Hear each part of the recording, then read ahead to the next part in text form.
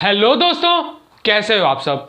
दोस्तों, इस टाइम पे अगर हमको किसी भी टॉपिक के बारे में सबसे ज्यादा ज्ञान लेने की जरूरत है तो वो चल रहे हैं अभी हमारे वर्ल्ड में जो करंट सिचुएशन है उसके बारे में, यानी यूक्रेन और रशिया के बारे में जो चल रहा है। तो इसीलिए हम एक और वीडियो लेकर आए हैं उसकी अभी स्थिति को और बताने के लिए। और आप अक्सर न्यूज चैनलों के द्वारा और सुन भी रहे होंगे ये चीज कि अगर नाटो इस विश्व युद्ध में कूदता है तो क्या होगा, क्या रशिया और नाटो में युद्ध होगा तो कौन जीतेगा, और सबसे पहला सवाल कि आखिर ये नाटो है क्या। ये पूरी जानकारी हम आपको इस वीडियो में देने वाले हैं, तो वीडियो को अंत तक देखिएगा। तो बिना देरी किए चलिए वीडियो को शुरू करते हैं।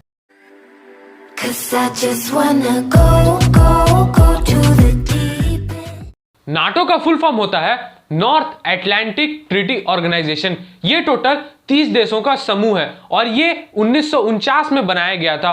और ये जो यूनियन है ये बनाया गया था सोवियत यूनियन के खिलाफ में, ताकि जो भी सोवियत यूनियन अगर किसी भी इंडिविजुअल देश पे हमला करता है तो ये सारे देश आपस में मिलके उसका मुकाबला कर सकें।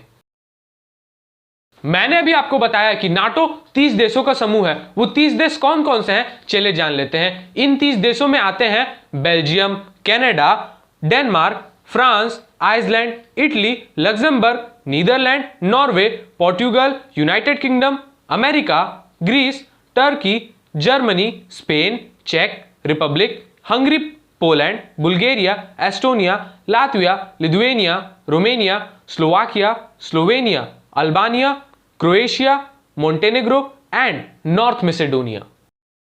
रशिया और यूक्रेन के बीच में अभी जो युद्ध की स्थिति चली है मैं उसको आपको थोड़ा साफ कर देता हूं। रशिया जो समझ रहा था कि वो काफी आसानी से यूक्रेन पे अपना कब्जा जमा लेगा, अभी एक्चुअली में वो हो नहीं रहा है। उसने जो टाइम कैलकुलेट किया था कि वो इतने अमाउंट ऑफ टाइम में यूक्रेन पे अपना कब्जा जमा लेगा, वो टाइम ज्यादा हो रहा है। उसको लगा था कि वो बहुत ही जल्दी कर लेगा, और यहां तक कि हर दिन युद्ध में रशिया का 20 अरब डॉलर से भी ज्यादा पैसा खर्च हो रहा है, यानी उसका जो खर्च है वो भी बहुत बढ़ते जा रहा है। और इसके साथ ही साथ यूक्रेन तो है नाटो देश का हिस्सा नहीं है, और ये लड़ाई भी बेशक इसीलिए है ताकि रशिया इसीलिए लड़ रहा है ताकि यूक्रेन नाटो में शामिल ना हो जाए। लेकिन जो यूक्रेन के आसपास के देश हैं वो सब कुछ नाटो के मेंबर्स हैं। तो जो नाटो है उसने अपनी स्पेशल फोर्सेस उनके बॉर्डर पे खड़ी कर दी है कि अगर रशिया जरा सा भी यूक्रेन को छोड़ के अगर इन देशों पे थोड़ा सा भी वार करते हैं तो वो तुरंत नाटो इस हमले में कूद जाएगा। लेकिन अब मेन सवाल ये उठता है कि अगर नाटो इस हमले में कूदेगा या इस लड़ाई में कूदेगा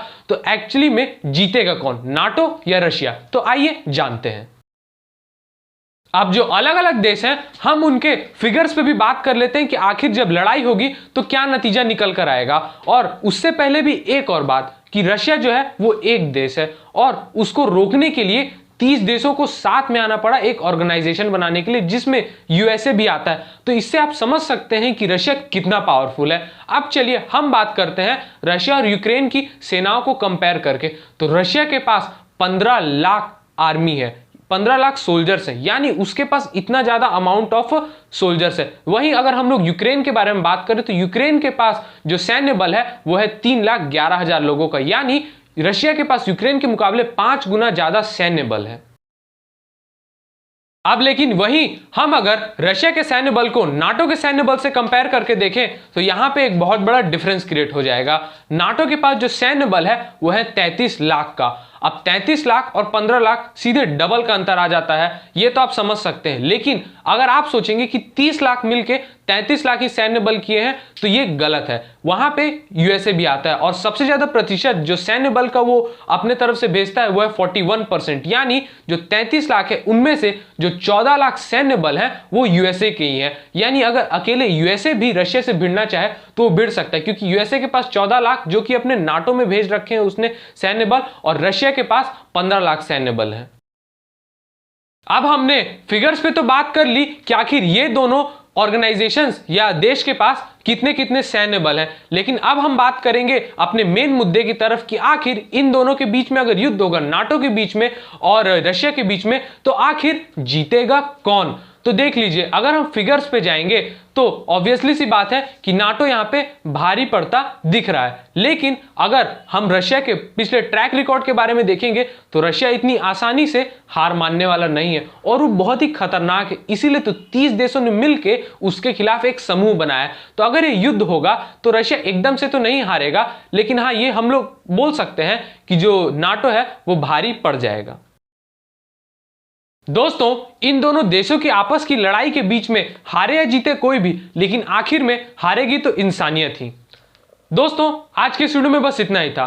मिलते हैं अगली वीडियो में एक और नए इंटरेस्टिंग टॉपिक के साथ। लेकिन जाने से पहले मैं आपको बता दूं कि अभी जो ये क्राइसिस चल रहा है, इसमें अगर कोई सी भी नई डिटेल आती है तो हम उस पर तुरंत से तुरंत वीडियो लेके आएंगे। और अगर आप भी चाहते हैं कि वो जानकारी सबसे पहले आप तक पहुंचे तो जल्दी से जाके हमारे चैनल को सब्सक्राइब कर लीजिएगा। तो बस मिलते हैं अगली वीडियो में एक और नए इंटरेस्टिंग टॉपिक के साथ। तब तक के लिए बाय बाय, टेक केयर। बच्चों, ये तुम लोगों ने गलत किया। मस्ती करना, शरारत करना अलग बात है, लेकिन किसी को इस तरह से डराना ये बहुत गलत बात है।